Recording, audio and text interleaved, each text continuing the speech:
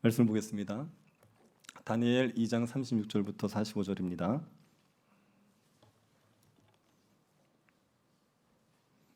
다니엘 2장 36절부터 45절입니다. 한 절씩 교독하겠습니다. 찾으셨으면 교독하겠습니다. 그 꿈이 이러한즉 내가 이제 그 해석을 왕 앞에 아뢰리이다. 왕이여, 왕은 여러 나라들 중에 왕이시라. 하늘의 하나님이 나라와 권세와 능력과 영광을 왕에게 주셨고 사람들과 들짐승과 공중의 새들 어느 곳에 있는 것을 막론하고 것들을 왕의 손에 넘기사 다 다스리게 하셨으니 왕은 곧 그 금머리이니라. 왕을 뒤이어 왕보다 못한 다른 나라가 일어날 것이요 셋째로 또 녹 같은 나라가 일어나서 온 세계를 다스릴 것이며 넷째 나라는 강하이가 쇠 같으리니 쇠는 모든 물건을 부서뜨리고 이기는 것이라. 쇠가 모든 것을 부수는 것 같이 그 나라가 문나라를 부서뜨리고 찌을 것이며 왕께서 그 발과 발가락이 얼마는 토기장이의 진흙이요 얼마는 쇠인 것을 보셨은즉 그 나라가 나누일 것이며 왕께서 쇠와 진흙이 섞인 것을 보셨은즉 그 나라가 쇠 같은 든든함이 있을 것이나 그 발가락이 얼마는 쇠요 얼마는 진흙인즉 그 나라가 얼마는 든든하고 얼마는 부서질 만한 것이며 왕께서 쇠와 진흙이 섞인 것을 보셨은즉 그들이 다른 민족과 서로 섞일 것이나 그들이 피차에 합하지 아니함이 쇠와 진흙이 합하지 않음과 같으리이다. 이 여러 왕들의 시대에 하늘의 하나님이 한 나라를 세우시리니 이것은 영원히 망하지도 아니할 것이요 그 국권이 다른 백성에게로 돌아가지도 아니할 것이요 도리어 이 모든 나라를 쳐서 멸망시키고 영원히 설 것이라. 손대지 아니한 돌이 산에서 나와서 쇠와 녹과 진흙과 은과 금을 부서뜨린 것을 왕께서 보신 것은 크신 하나님이 장래일을 왕께 알게 하신 것이라. 이 꿈은 참되고 이 해석은 확실하니이다 하니. 아멘. 제가 얼마 전에 대화법에 대한 강의를 하나 들었습니다. 강사가 정말 재밌고 실용적으로 얘기를 잘해 주더라고요. 이 대화법은 대화를 실패하지 않도록, 화가 났을 때 대화를 실패하지 않도록 하는 대화법이었습니다. 보통 이렇게 우리가 인간관계에서 중요한 게 대화지 않습니까? 말을 잘하면 안 좋던 관계도 좋아질 수 있습니다. 그리고 또 말을 못하면 좋던 관계도 나빠질 수가 있죠. 그래서 대화를 잘해야 되고 대화할 때 실패를 하지 말아야 되는 겁니다. 그런데 우리가 평상시에는 대화에서 실패하는 경우가 잘 없습니다. 웬만하면 다 잘하는 거예요. 근데 언제 대화에서 실패하냐 하면 뚜껑이 열릴 때입니다. 뚜껑이 열리게 되면 대화를 실패하게 되죠. 그래서 이제 사람이 나를 열받게 만들어서 뚜껑이 확 열립니다. 그러면 그때 주로 하는 말이 6가지 종류랍니다. 첫 번째가 판단, 두 번째가 비난, 세 번째가 강요, 네 번째가 비교, 다섯 번째 당연시, 여섯 번째 합리화. 우리 저기 방송실은 6가지 한번 띄울 수 있으면 띄워봐 주세요. 이 6가지를 얘기한다는 거예요. 그래서 예를 들어 주는데 어떤 중학교 2학년 아들을 둔 어머니가 이제 뚜껑이 열린 일이 있었죠. 중학교 2학년은 사람이 아니지 않습니까? 그러니까 당연히 뚜껑 열릴 일이 많겠죠. 이제 그 집안에 어른이 생신이 되셔서 생신 축하 잔치를 가야 되는 거예요. 그래서 이제 다들 준비하고 있는데 아이가 게임을 하고 있었습니다. 그래서 엄마가 가서 우리가 빨리 가야 되니까 게임 그만하고 준비해라 그렇게 얘기를 했어요. 그리고 엄마가 이렇게 막 다른 걸 하다가 다시 아들 방에 가봤습니다. 애들이 준비를 하고 있었을까요? 아니죠. 네, 경험 있으신 거예요, 그죠? 계속 또 게임을 하고 있는 겁니다. 그래 약간 올랐죠. 그래도 이제 참고 좋게 얘기했습니다. 바쁘니까 다들 준비하고 있으니까 너도 빨리 준비해라. 그렇게 얘기했어요. 그리고 이제 다른 걸 준비하다가 또 그 방에 갔습니다. 그러니까 또 보니까 또 게임을 하고 있는 거예요. 이제 그때는 뚜껑이 열려버렸어요. 그래가지고 아무 가타부타 얘기하지 않고 그냥 컴퓨터 코드를 뽑아버렸습니다. 중학교 2학년짜리가 컴퓨터 게임을 하고 있는데 코드를 딱 뽑았다. 어떤 일이 벌어집니까? 이제 짐승이 되는 거예요, 얘는. 그래가지고 막 달라드는 거죠. 화가 나서. 그래서 이 엄마가 너무 화가 난 겁니다. 그래서 그때부터 이제 아이에게 이 6가지를 퍼붓기 시작하는 겁니다. 너 이럴 줄 알았어. 내가 옷 입으라고 몇 번을 말했니? 너 왜 이러니? 이렇게 판단하는 거예요. 그리고 비난합니다. 이게 누굴 닮아서 이래? 커서 뭐 되려고? 한심해 죽겠어. 중요한 게 뭔지도 모르고 이렇게 비난을 하는 겁니다. 그리고 강요를 하는 겁니다. 빨리 일어나 옷 입어. 처맞기 전에 빨리 해. 이렇게 얘기하는 거예요. 그리고 비교하기 시작하는 겁니다. 동생 봐, 동생은 벌써 옷 입고 나가서 기다리고 있잖아. 그리고 당연시 하는 거지요.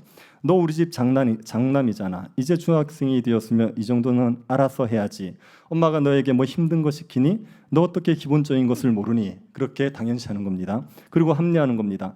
왜 엄마를 이렇게 화나게 만들어? 엄마는 이렇게 좋은 날 화내기 싫어. 네가 똑바로 했으면 엄마가 너에게 화내겠어? 그렇게 얘기하는 거죠. 그래서 이 합리화까지 6가지를 한다는 겁니다. 그래서 뚜껑이 열리면 그러면 이 6가지의 말을 쏟아내요. 그러면 이제 중학교 2학년짜리가 그 말을 듣고 어마마마 제가 잘못했습니다. 그러니 제가 용서해 주십시오. 그렇게 얘기합니까? 그럼 이제 이 중학교 2학년짜리도 똑같이 6가지 말을 하는 거예요. 다른 집의 엄마는 어떻고 막 이제 얘기하는 거죠. 그리고 막 이렇게 계속 고집 부리다가 더 화가 나면 애들이 던지는 카드가 뭐냐면 나 안 가. 엄마 혼자 가. 이렇게 얘기해 버린 거죠. 그럼 이제 파국으로 치닫게 되는 겁니다. 그래서 뚜껑이 열렸을 때 대화하는 게 이걸 잘해야 된다. 그래야지 대화법에 실패하지 않는다고 얘기하는 겁니다. 여러분 뚜껑이 열렸을 때는 어떻게 하는지 아십니까? 뚜껑을 닫으셔야 됩니다. 뚜껑을 닫으셔야 돼요. 뚜껑 열린 상태에서는 얘기를 하면 안 됩니다. 뚜껑이 열리면 그때부터는 그냥 관계를 깨트리는 말만 하게 돼요. 그래서 뚜껑이 열렸을 때는 뚜껑을 닫으셔야 돼요. 근데 어떻게 생각을 하셔야 되냐면 뚜껑이 열리면 그러면 상대를 적대시하게 돼 있습니다. 얘가 내 사랑하는 아들이잖아요. 그런데 뚜껑이 열리면 적이 되는 거예요. 그러면 이제 이겨야 되는 겁니다. 이겨야 되니까 온갖 말들을 쏟아붓게 되는 거죠. 남편이든 아내든 뭐 마찬가지입니다. 동료든 뚜껑이 열리면 그러면 그때부터 적이 되는 겁니다. 우리에게 편도체라는 게 적이라고 싸우라고 그런대요.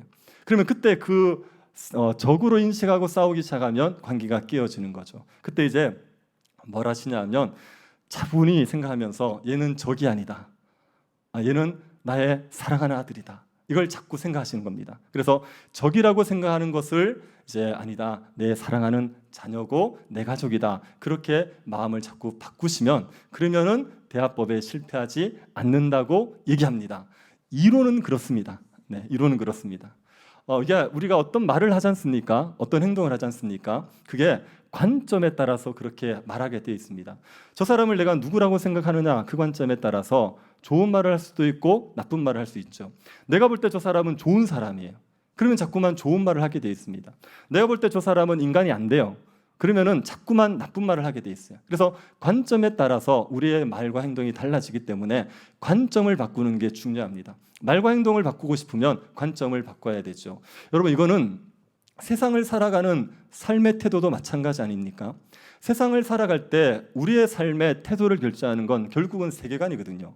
우리가 세상을 어떻게 보느냐 그 세계관에 따라서 모든 게 행동이 말과 삶이 달라지게 되어 있습니다. 저희 할머니는 이제 어릴 때 굉장히 어렵게 사셨어요. 그리고 이제 시집와서도 되게 힘들게 사셨어요. 그래서 뭐 첫날 결혼하고 처음 부엌에 갔는데 밥을 짓다가 주걱으로 솥을 긁으니까 빵꾸가 나더랍니다. 그래서 보니까 이게 그 구멍난 가마솥을 떼워서 쓰고 있었던, 그러니까 솥 하나 변반하게 없는 집에 시집 오셨어요. 그러고 나서 정말 억척같이 사셔가지고 집을 일으키셨거든요.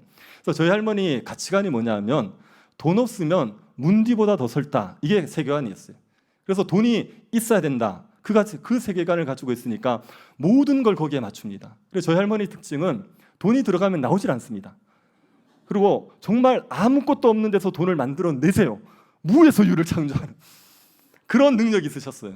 그래서 돈을 벌는데 탁월하셨고 그 다음에 정말 알뜰하게 사셨습니다. 뭐 이렇게 시장 가셔서 장사하시는데 점심 한 그릇 안 사 먹고 하루 종일 굶어버리고 그리고 집에 와서 이제 2그릇 드시고 그렇게 사셨단 말이에요. 그게 돈 없으면 은주보다 더 설다, 이 가치관 가지고 이 세계관 가지고 사신 겁니다. 그래서 우리의 세계관이 어떠냐에 따라서 말과 행동이 다 결정되게 되지요. 그래서 여러분 어떤 사람의 삶이 되게 근사할 수 있지 않습니까? 내가 저 사람을 본받고 싶어, 저 사람처럼 살고 싶어, 그런 생각이 들 때 그 사람의 말과 행동을 따라하는 건 의미가 없습니다. 그렇게 안 됩니다. 뭘 배워야 되냐면 세계관을 배워야 돼요. 그 사람은 세상을 어떻게 보는지, 그 사람은 어떤 신념을 가지고 살아가는지 그런 것들을 배워야 됩니다. 그래서 그것을 배우면 그러면 그 사람을 닮아갈 수가 있게 되죠. 목회자들은 이제 목회 잘하는 사람들이 되게 부럽지 않습니까? 그래서 이제 청년 사역을 잘하는 교회가 있다 그러면 가서 이렇게 탐방하는 경우들이 있습니다. 근데 가서 뭐 한두 번 가서 배우고 오는 사람들은 아무것도 못 배우는 거예요. 그런데 청년 사역을 잘하는 교회를 가서 1년을 죽치고 있는 사람들이 있어요. 그 사람들은 뭘 배우려고 그러냐면 목사님의 목회 철학을 배우려는 거예요. 그러니까 목회 철학이 다르니까 청년들이 모이는 거예요. 그렇기 때문에 그런 걸 배우기 위해서 오래 시간을 투자하는 게 있는 거죠. 이게 지혜로운 겁니다. 세계관을 정확하게 알아야 그 사람의 삶을 본받을 수가 있는 거죠. 그래서 우리가 다니엘과 세 친구들을 본받고 싶을 때 우리가 해야 될 일도 세계관을 아는 겁니다. 다니엘과 세 친구는 신자들이 본받을 만한 모델입니다. 다니엘과 세 친구 어디 살았죠? 바벨론에서 살았죠. 고향은 어디입니까? 유대 땅 아닙니까? 유대 땅에서 포로로 잡혀와서 바벨론에 살았지 않습니까? 이 바벨론에 살아가고 있는 이 다니엘과 세 친구들이 신자들이 살아가는 삶의 모습과 동일하거든요. 다니엘과 세 친구들이 바벨론에 포로로 잡혀왔잖아요. 근데 이게 이 바벨론이라는 도시는 어떤 도시냐면 하나님을 대적하는 도시를 상징하는 겁니다. 창세기에서 바벨탑이 세워진 곳이 바벨론 지역이에요. 바벨탑은 왜 세웠죠? 하나님을 대적하기 위해서. 하나님 없이 유토피아를 만들어 보겠다. 하나님이 우리를 심판해도 우리는 버틸 거야. 그리고 이제 바벨탑을 세운 거 아닙니까? 바벨탑 자체가 하나님을 대적하기 위해 세운 겁니다. 그곳이 바벨론의 지역입니다. 그래서 바벨론이라는 것은 하나님을 대적하는 세상 나라를 상징하는 거죠. 그래서 요한계시록에 보면 바벨론의 멸망을 얘기하지요. 요한계시록을 기록할 때 바벨론은 이미 망했어요. 그런데 바벨론의 멸망을 얘기하는 겁니다. 왜 바벨론을 얘기합니까? 이게 하나님을 대적하는 세상 나라를 상징하기 때문에 바벨론이라고 얘기하는 겁니다. 베드로는 성도들에게 편지를 쓰면서 성도들이 살고 있는 곳도 바벨론이라고 얘기한 적이 있습니다. 베드로 전서를 한번 보십시오. 5장 15절 택함을 함께 받은 바벨론에 있는 교회가 너희에게 무난하고 내 아들 마가도 그리 하느니라. 여기 바벨론에 있는 교회 그렇게 얘기하죠. 이 교회는 지금 어디 있냐면 로마에 있는 겁니다. 그런데 바벨론에 있는 교회라고 말해요. 왜요? 바벨론이 하나님을 대적하는 나라를 상징하니까 그 로마에 살고 있어도 바벨론에 있는 교회라고 얘기하는 겁니다. 바벨론은 하나님을 대적하는 나라를 상징합니다. 그 나라에 지금 다니엘과 세 친구가 갔어요. 유대인인데 하나님 백성인데 그 나라에 가서 사는 겁니다. 그런데 그 바벨론에서 바벨론의 백성으로 살지 않고 하나님의 백성으로 살았던 것 아닙니까? 거기에서 하나님의 백성으로서 살기를 포기하지 않았던 거 아닙니까? 그래서 이 다니엘과 세 친구들은 신자들, 세상 가운데서 살아가야 되는 신자들의 삶의 본이 되는 사람들입니다. 이들이 살았던 것처럼 우리도 살아가야 됩니다. 여러분, 다니엘과 세 친구처럼 사시기를 바랍니다. 그렇게 살려 그러면 이들의 세계관을 알아야 돼요. 이들이 뭘 믿고 살았는지를 알아야 됩니다. 다니엘과 세 친구들이 믿었던 건 뭡니까? 그게 다니엘서 2장과 7장의 내용입니다. 2장에 느부갓네살 왕이 꾼 꿈이 있죠. 그 꿈에 보면 느부갓네살 왕이 본 한 신상이 있었습니다. 신상의 머리는 금, 그리고 가슴은 은, 배와 넓적다리는 놋, 종아리는 철, 그리고 발의 일부는 철, 발의 일부는 슥, 이런 것을 봤습니다. 요 네 가지 이 신상은 앞으로 있을 네 개의 제국을 얘기한 거죠. 그래서 금은 바벨론을 얘기하는 거고, 은은요 페르시아, 놋은요 헬라, 철은요 철과 흙이 섞인 거 있지 않습니까? 그건 통틀어서 로마를 얘기하는 겁니다. 그런데 그 신상을 보고 있는 중에 돌 하나가 나타나는 거예요. 사람이 손대지 않은, 사람으로부터 기원하지 않은 그 돌이 나타나는 겁니다. 그 돌이 이 신상을 다 부숴버립니다. 그러고 나서 태산을 이루게 되지요. 그 돌은 하나님의 나라를 말하는 거죠. 하나님의 나라가 사람이 만들지 않은, 하나님이 만드신 하나님의 나라가 그 나머지 제국들을 다 무너뜨립니다. 그리고 하나님의 나라가 태산을 이루어서 영원히 존재하게 되죠. 이거는 모든 제국들은 다 무너지지만 하나님의 나라는 영원해, 이걸 보여주는 겁니다. 7장의 내용도 마찬가지입니다. 다니엘서 7장도 같은 내용이에요. 그런데 환상의 내용이 다르지요. 다니엘서 7장의 환상은 세 가지입니다. 첫 번째가 바다에서 올라온 짐승의 환상, 그리고 두 번째는 보좌에 계신 하나님의 환상, 그리고 세 번째는 인자 같은 이의 환상. 요 세 가지가 7장에 나옵니다. 첫 번째 바다에서 올라온 환상, 짐승의 환상은 뭡니까? 바다에서 요동치는데 거기에서 짐승 4마리가 올라오는 거죠. 첫 번째 짐승은 몸이 사자 같고 독수리의 날개를 가졌습니다. 사자 같은 몸에 독수리 날개 가진 짐승. 두 번째 짐승은요, 곰처럼 생겼어요. 그런데 이제 앞발을 들고 있고 입에 갈빗대를 물고 있는 겁니다. 그리고 세 번째 짐승은 네 날개를 가졌습니다. 그리고 생긴 건 표범처럼 생겼습니다. 그리고 네 번째 짐승이 나타나는데 굉장히 무서운 짐승이 나타나는 겁니다. 이가 강철 같은 이를 가지고 있습니다. 머리에는 10뿔이 있습니다. 요 네 짐승이 네 제국을 얘기하는 겁니다. 그래서 첫 번째 사자 같은 짐승은 바벨론을, 두 번째 곰 같은 짐승은 페르시아를, 세 번째 표범 같은 짐승은 헬라를, 네 번째 무서운 짐승은 로마를 얘기하는 거예요. 그래서 그 네 제국이 등장할 거다. 근데 중요한 게 마지막 네 번째 짐승입니다. 네 번째 짐승에 보면은 여기에 10개의 뿔이 있어요. 이 짐승에 10개의 뿔이 있다. 이 말은 그 로마의 왕들, 황제들 그것을 뿔로 얘기하는 겁니다. 여러 왕들이 있다. 근데 짐승에게 10개의 뿔이 있었는데 한 작은 뿔이 거기서 새로 나옵니다. 나오면서 기존에 있던 뿔들 중에 3개를 뽑아버리는 거예요. 요게 뿔이 왕이라고 얘기했죠. 작은 뿔도 왕입니다. 그런데 3개를 뽑아버렸어요. 무슨 말이겠습니까? 세 왕의 능력을 가지고 있는 거예요. 세 왕 정도는 얼마든지 이길 수 있는 능력을 가진 한 작은 뿔이 나오는 겁니다. 근데 그 뿔에 눈이 있어요. 눈이 있다는 얘기는 통찰력이 있다. 그리고 입이 있습니다. 말을 할 수 있습니다. 그런데 큰 말을 합니다. 말을 굉장히 잘해요. 그런 작은 뿔이 등장하는 겁니다. 요 작은 뿔은 뭘 얘기하는 거냐면 적그리스도를 얘기합니다. 하나님의 백성들을 핍박하는 적그리스도를 얘기하는 거예요. 그런 적그리스도가 등장할 거다. 뭐 로마의 네로 황제 같이 하나님의 백성들을 핍박했던 그런 황제들을 상징하는 겁니다. 이 작은 뿔이 하는 일이 뭔지 보시겠습니까? 7장 25절 한번 보십시오.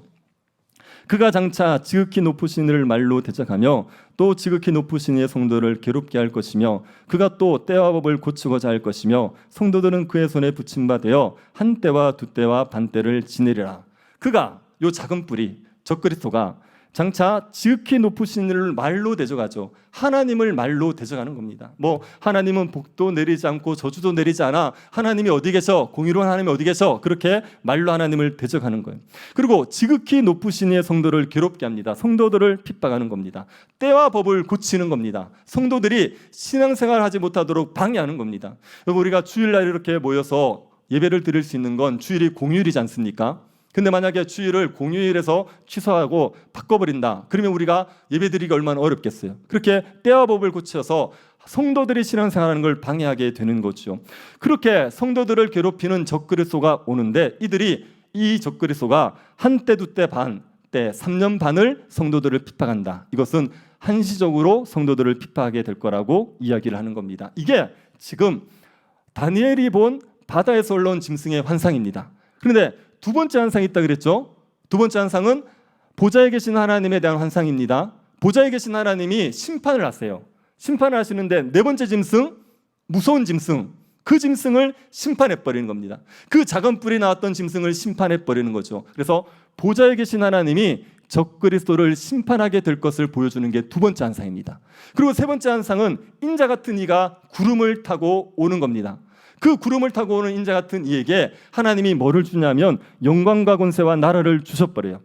그래서 그 인자 같은 이의 나라가 영원할 거다 얘기하는 겁니다. 인자 같은 이가 누구시죠? 예수 그리스도죠. 그래서 예수님이 공관복음에 보면 내가 인자라고 얘기하시는 거예요. 그래서 요 인자 같은 이가 예수님이라고 얘기하는 겁니다. 그러니까 이 7장의 완성도 똑같아요. 모든 제국들은 다 무너지지만 그러나 하나님의 나라는 영원하다. 그게 이제 7장에서도 말하고 싶은 겁니다. 그래서 2장과 7장은 세상 역사가 어떻게 되는지를 보여주고 그리고 하나님의 나라가 영원할 것을 말해주는 내용입니다. 다니엘과 세 친구가 이걸 믿은 거예요.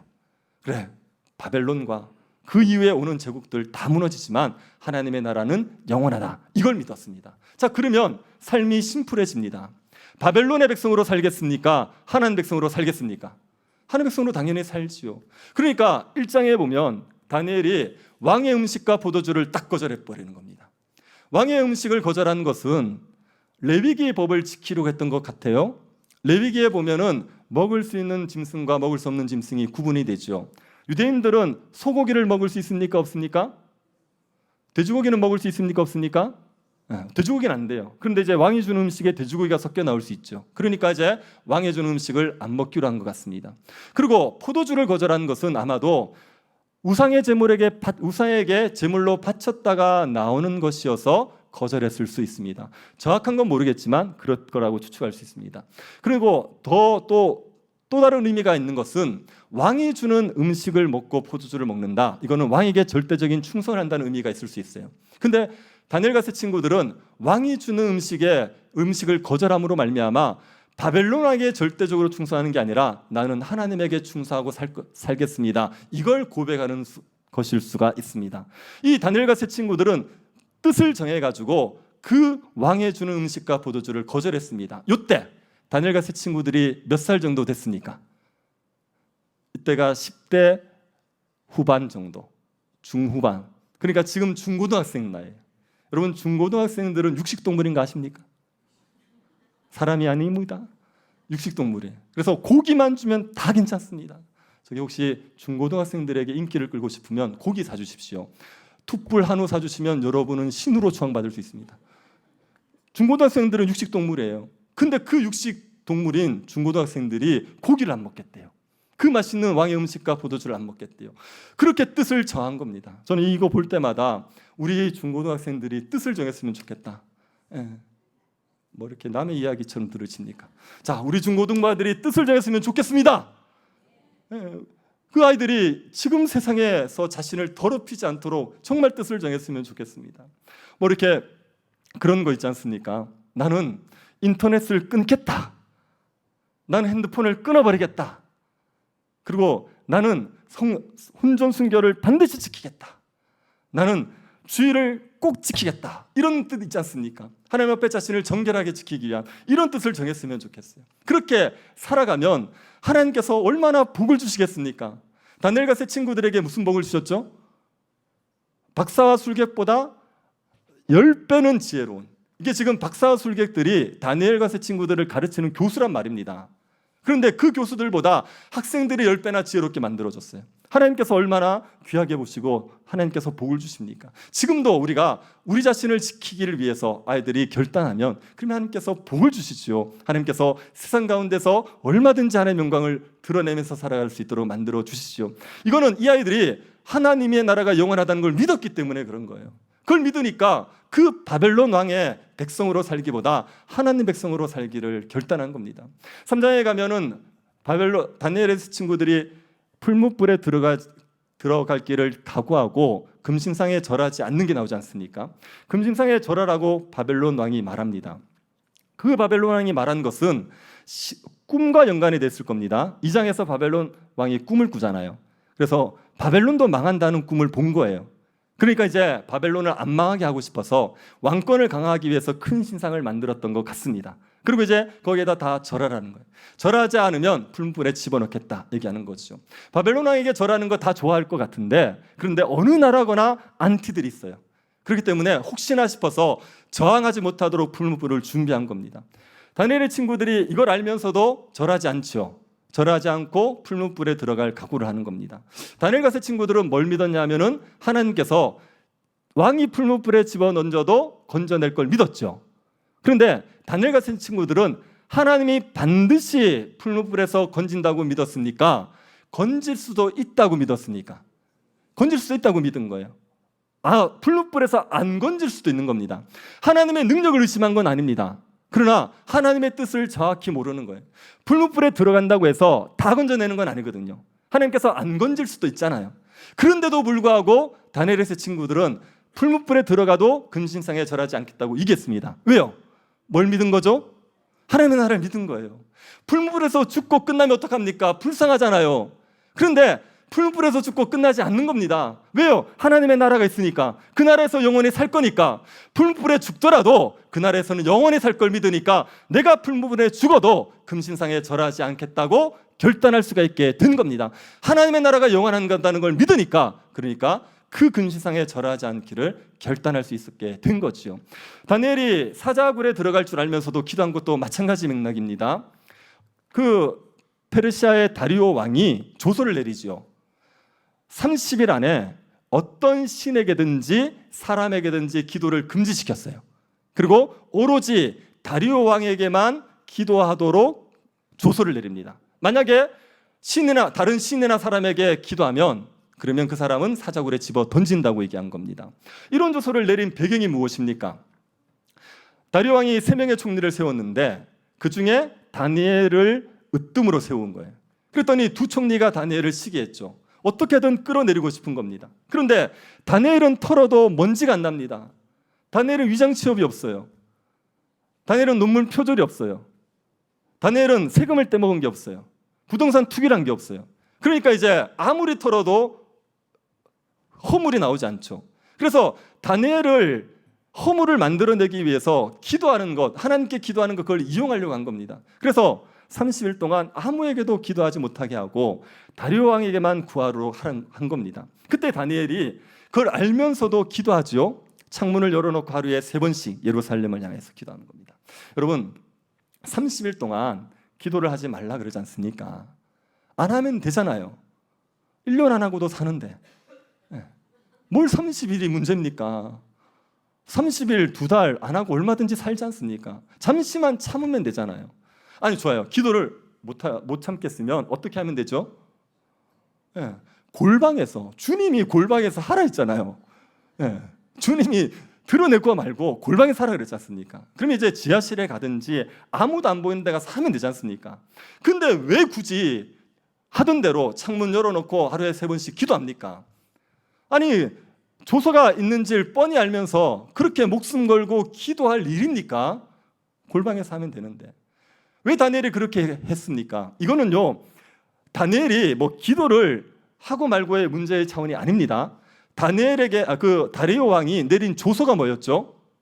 정확하게 얘기하면 다른 신이든 사람에게든지 구하지 말라.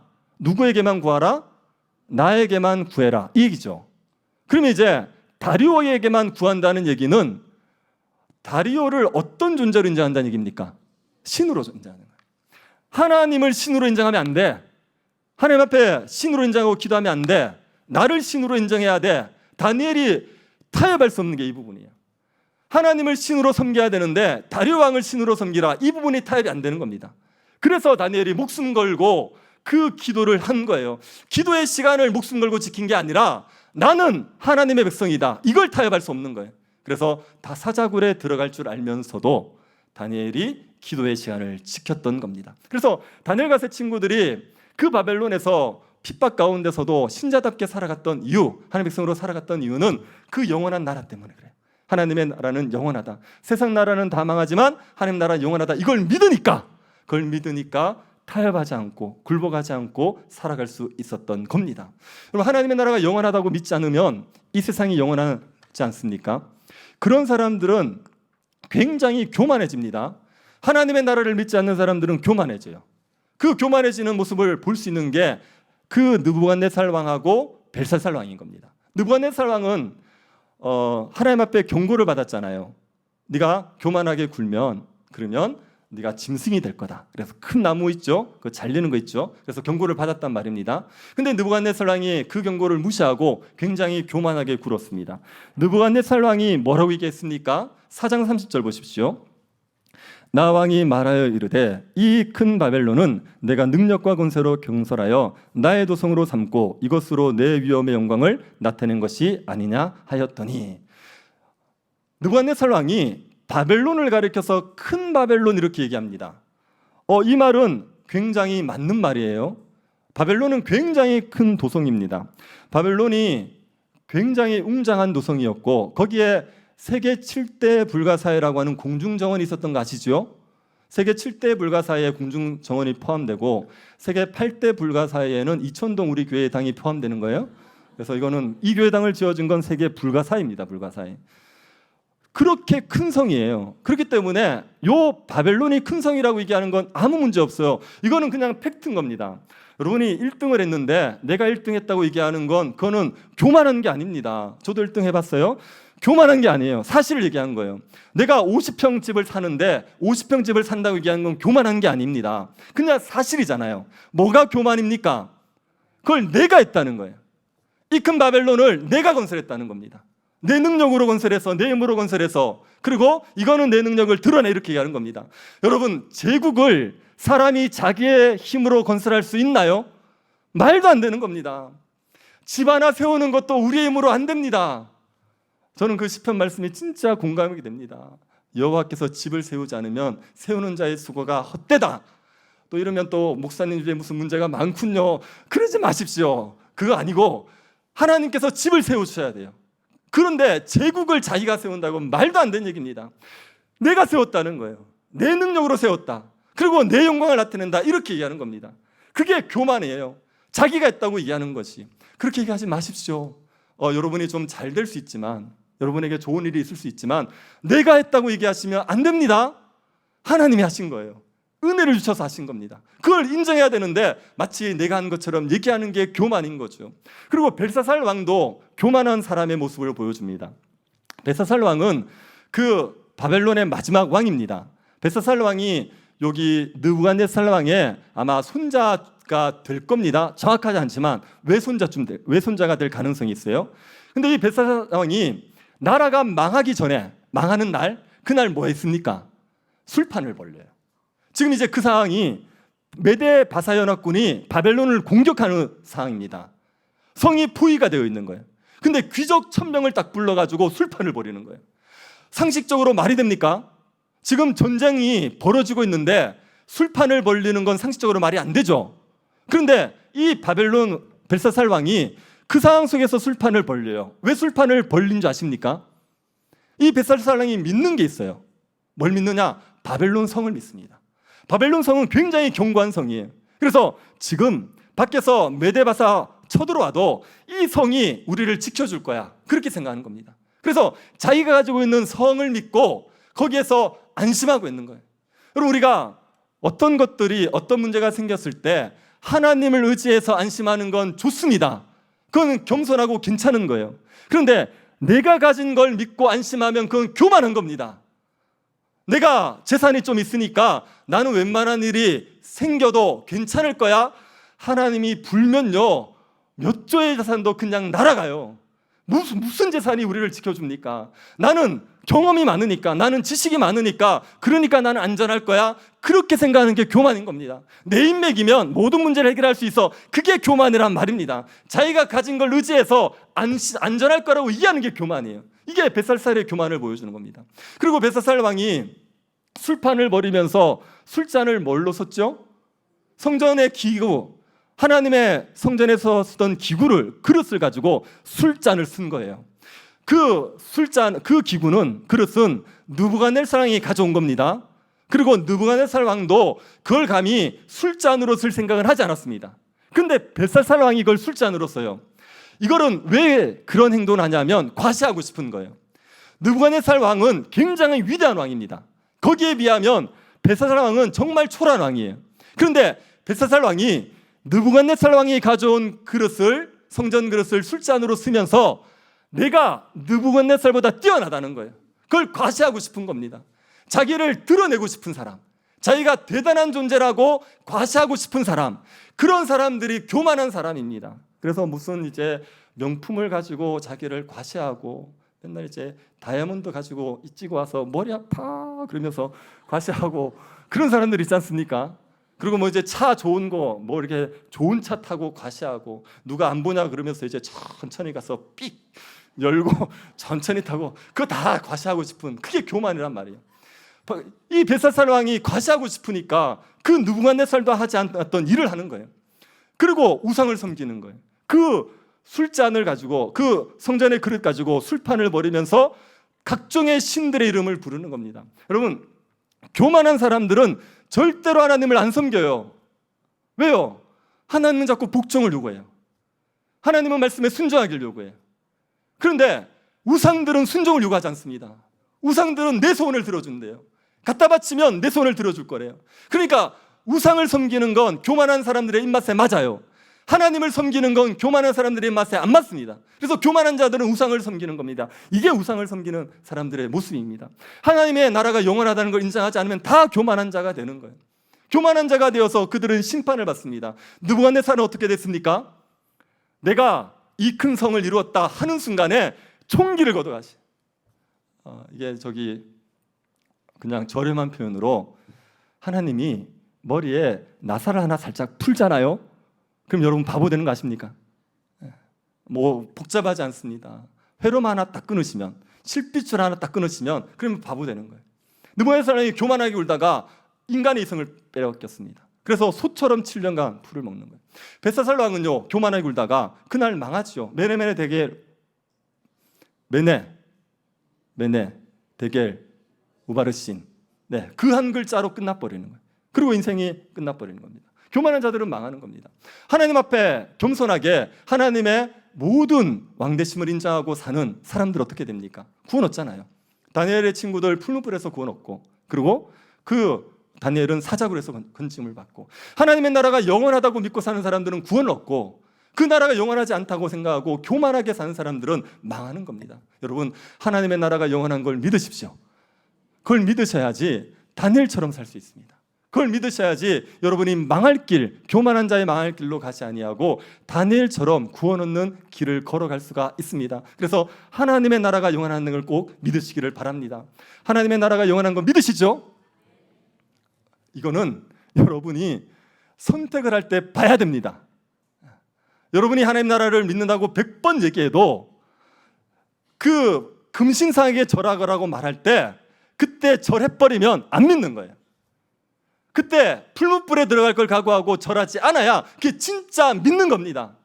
여러분에게 돈으로 유익하든지 세상의 영광으로 유익할 때 그때 절하지 않아야지 여러분이 진짜 하나님의 나라가 영원하다는 걸 믿는 겁니다. 자, 다시 한번 절을 보시죠. 하나님의 나라가 영원한 걸 믿으십니까?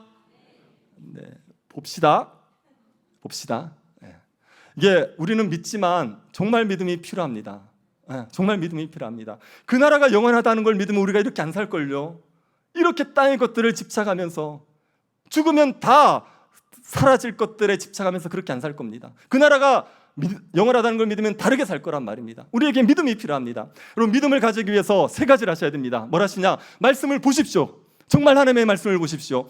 하나님의 말씀을 보면 끊임없이 얘기합니다. 이 세상은 망한다. 이 세상은 멸망한다. 그러나 하나님의 나라는 영원한다. 이걸 끊임없이 얘기하는 겁니다. 그 하나님의 말씀을 통해서 끊임없이 그 나라가 영원하다는 것을 자꾸만 여러분이 들으셔야 됩니다. 그래야 믿음이 생깁니다. 그리고 여러분, 기도하셔야 됩니다. 다니엘이 하루에 3번을 기도했던 이유를 아시겠습니까? 그 나라가 영원하다는 걸 머리로 안다고요? 아니요, 안 됩니다. 머리로 아는 문제가 아니라 정말 믿어야 되지 않습니까? 그걸 믿기 위해서 기도가 필요한 거죠. 하나님 앞에 기도해야지 하나님의 나라가 영원하다는 게 믿어집니다. 하나님의 나라 영원해. 그 나라, 세상의 나라 다 무너져도 하나님의 나라는 영원해. 누구든지 말할 수 있어요. 말하는 것과 믿는 건 다른 차원입니다. 우리가 기도하지 않으면 그게 안 믿어져요. 그런데 기도하면 믿어집니다. 눈을 감으면 영원한 하나님의 나라가 보입니다. 멋진데? 눈을 감으면 영원한 하나님의 나라가 보입니다. 그 하나님의 나라를 보기 위해서 자꾸만 기도하십시오. 그리고 세 번째로, 여러분 공동체에 속하셔야 돼요. 하나님의 나라가 영원하다는 걸 믿는 공동체에 함께 어울러 계셔야 됩니다. 그래야 그 믿음을 지키며 살아갈 수가 있습니다. 제가 어떤 강의를 듣는데 포로 수용소 같은 데 있잖아요. 독일 군들이 유대인들을 포로 수용소에 잡아 가두었지 않습니까? 근데 거기에서 살아남은 사람들이 있는 거예요. 그 혹독한 환경에서. 그래서 학자들이 연구를 했답니다. 누가 살아남았냐? 자, 포로 수용소 같은 혹독한 상황에서 살아남았던 사람들은 어떤 사람일까요? 1번, 의지가 강했던 사람. 2번, 신념이 강했던 사람. 몇 번이겠습니까? 둘 다 아닙니다. 3번 뭐냐면요, 친구가 있었던 사람. 그러니까 서로를 위해 줄 수 있는 사람이 한 명이라도 있잖아요. 그 사람들이 살아남았다는 거예요. 서로를 의지할 수 있는 사람들이 있었을 때 그 혹독한 그 포로 수용소의 삶을 버텨냈다는 겁니다. 우리가 이 세상의 압력을 이기고 신자답게 살아가기 위해서 하나님의 나라를 볼 수 있는 건 우리가 믿음의 공동체가 있을 때입니다. 여기에 떠나면 세상이 전부인 줄 알아요. 그리고 급격하게 무너지게 되어 있습니다. 그런데 우리가 여기에 머물러 있으면, 그러면 하나님의 나라가 영원하다는 것을 믿고 살아갈 수 있게 되는 거죠. 우리가 교회 가운데 있으면서 그 나라가 영원한 걸 믿음으로 살아갈 수 있게 되기를 축복합니다. 자꾸 그 나라를 보세요. 어떤 결정을 할 때 자꾸만 그 나라를 생각하면서, 영원한 나라를 생각하면서 결정하십시오. 그러면 여러분 다니엘과 세 친구처럼 삽니다. 그리고 여러분 그렇게 살아가면 뭐가 좋은지 아십니까? 우리가 소망 가운데 즐거워할 수 있게 돼 있어요. 새하늘과 새 땅을 있다는 걸 믿고 어떤 결정을 하든지 간에 그 나라에서 하나님이 기뻐하실 결정을 자꾸 하고 살아가면 우리가 새하늘과 새 땅을 딱 생각하면 그것 때문에 기뻐하고 즐거워할 수 있습니다. 힘들잖아요. 힘들 때 많잖아요. 그럴 때 천국을 생각하며 힘이 나십니까? 두 분 감사합니다. 힘들 때 너무 괴로운데 삶의 고난이 있고 어려운데 그때 새하늘과 새 땅 딱 쳐다보면 그러면 이 고난을 가볍게 여기고 버텨낼 힘이 생기십니까? 그렇게 될 수 있도록 자꾸만 그 나라를 바라보십시오. 여러분 어른들이 좋아하시는 거 있죠? 겉사람은 후패해지지만 속사람은 날마다 새로워진다. 겉사람은 머리도 빠지고 눈도 자꾸 안 보이고 귀도 안 들리고 이도 빠지고 그래요. 이거는 막을 수 없습니다. 아무리 신앙이 좋아도 막가지지 않아요. 그러나 우리의 속사람은 날마다 새로워질 수 있습니다. 그거는요 보이지 않는 나라를 볼 때예요. 보이지 않는 나라를 자꾸 쳐다보고 있으면 우리의 속사람이 날마다 새로워져서 그래서 주님의 나라만 생각해도 우리 마음에 즐거움이 생기고 힘이 생기고 우리가 살아갈 능력이 생기게 되는 거죠. 그래서 이 세상은 다 망하겠지만 하나님의 나라가 영원하다는 이 믿음 가지고 다니엘과 세 친구처럼 하나님 나라 백성으로서 살아가는 문화교회 성도들 될 수 있기를 간절히 바랍니다.